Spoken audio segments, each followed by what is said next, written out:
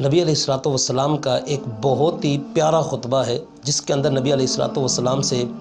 سوال کیا گیا۔ حضرت درہ رضی اللہ تعالی عنہ نبی علیہ الصلوۃ والسلام کی چچا زاد بہن تھی۔ آپ فرماتی ہیں کہ نبی علیہ الصلوۃ والسلام منبر پر جلوہ فرما تھے کہ ایک شخص نے عرض کی، یا رسول اللہ صلی اللہ تعالی علیہ وآلہ وسلم کہ بہترین شخص کون سے ہیں جن کے اعمال اللہ رب العزت کے ہاں بڑے برگزیدہ ہوتے ہیں؟ تو نبی علیہ الصلوۃ والسلام نے فرمایا کہ 4 وہ شخص ہیں جن کے اعمال اللہ رب العزت کو بڑے پسند ہے اور ان عملوں کی وجہ سے اللہ تبارک و تعالیٰ نے ان کو بہترین قرار دیا ہے۔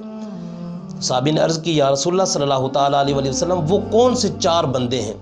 نبی علیہ الصلوۃ والسلام نے فرمایا جو کثرت سے تلاوت کرنے والا ہوگا،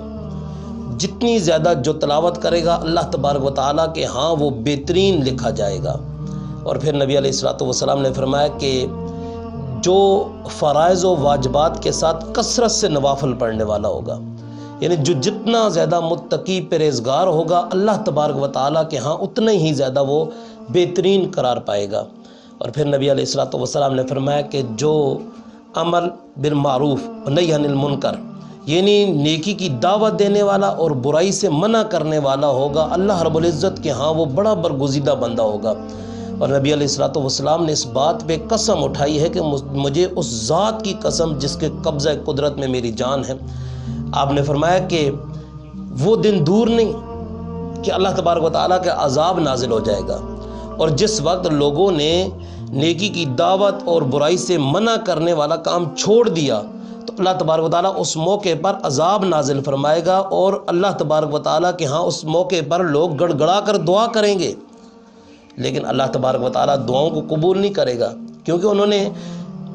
نیکی کی دعوت اور برائی سے منع کرنے والا کام چھوڑ دیا ہے۔ اور چوتھے نمبر پہ نبی علیہ الصلوۃ والسلام نے فرمایا کہ جو جتنا زیادہ رشتوں کو جوڑنے والا ہوگا اللہ تبارک و تعالیٰ کے ہاں اتنا ہی زیادہ وہ برگزیدہ شامل ہوگا۔ اور نبی علیہ الصلوۃ والسلام کا ایک فرمان یہ بھی ہے کہ کائنات کا وہ بدترین شخص ہے، گندہ ترین شخص ہے کہ جو دوسروں کی وجہ سے اپنی آخرت خراب کر دیتا ہے۔ تو آج ہمارے لیے لمحہ فکریہ ہے کہ ہم بے جا تعلق بنا رکھتے ہیں اور ان کی وجہ سے ہماری آخرت برباد ہوتی رہتی ہے۔ نہ وہ ہمیں نماز پڑھنے دیتے ہیں، نہ وہ ہمیں اچھے کام کرنے دیتے ہیں، نہ وہ ہمیں قرآن پڑھنے دیتے ہیں، نہ وہ ہمیں متقی پرہیزگار بننے دیتے ہیں، اور اگر ہم امر بالمعروف اور نہی عن المنکر والی کوئی بات کریں تو وہ الٹا ہمیں تانے دیتے ہیں۔ اور ایسے بھی ہمارے تعلق ہیں کہ جو یہ درس دیتے رہتے ہیں، یہ